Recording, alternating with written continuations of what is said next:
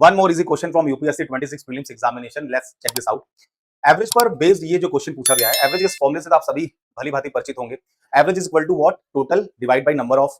तो यहाँ पर एवरेज मार्क्स की बात की जा रही है। Average marks is equal to total marks divide by number of students.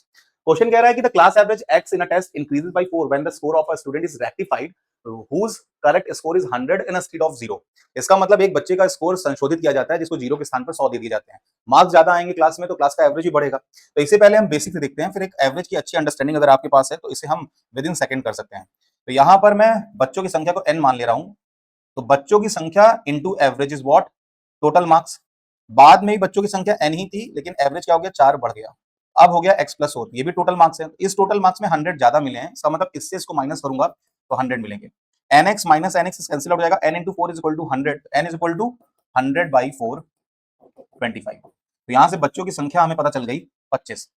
अब दूसरा केस कह रहा है कि later the score of another student was found to have been recorded as 81 in place of 56। इसका मतलब 25 ज्यादा दिया गया है, तो अगर मैं 25 कम कर दूं, if there are no other correction and the final corrected average is y। इसका मतलब अब बच्चों की संख्या 25 है, पहले एवरेज x था तो ये टोटल मार्क्स थे, 100 हमने ऐड किया, अब हम 25 माइनस कर रहे हैं, तो ये अब के करेक्टेड टोटल मार्क्स हैं, डिवाइड बाई बच्चों की संख्या 25 बराबर अब जो करेक्टेड एवरेज है वो कितना है? y है। तो यहां से 25 अगर मैं कॉमन लूं तो दिस इज व्हाट? 75। 25 अगर मैं कॉमन लूं तो x प्लस 25 3 जा 75 डिवाइडेड बाई 25। 25 से 25 कैंसिल आउट हो जाएगा, इज इक्वल टू y। तो y minus x is equal to what? तो यू कैन से 3। और हमसे y माइनस x ही पूछा गया था, तो सही आंसर इज व्हाट? 3। तो ये तो प्योर बेसिक था। अगर औसत की अच्छी अंडरस्टैंडिंग आपके पास है तो इसे हम विद इन सेकंड कर सकते हैं। कैसे?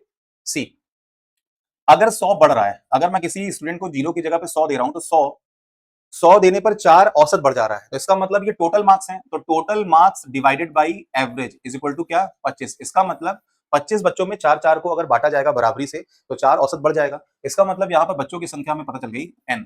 देखिए 100/4 हमने यहाँ किया था ना, 100/4। इसका मतलब 100 को 4 बराबर कितने लोगों में बांटा जा सकता है? 25 लोगों में। तो यहाँ बच्चों की संख्या आ गई 25।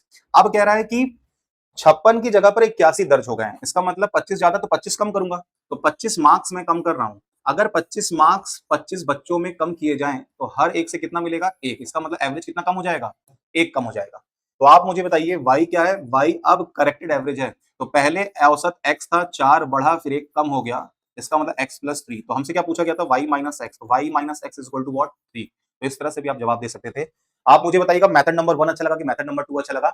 And stay tune with this platform. आप सभी इस चैनल को अगर आपने सब्सक्राइब नहीं किया तो सब्सक्राइब करें और अपने सारे दोस्तों को शेयर कीजिए।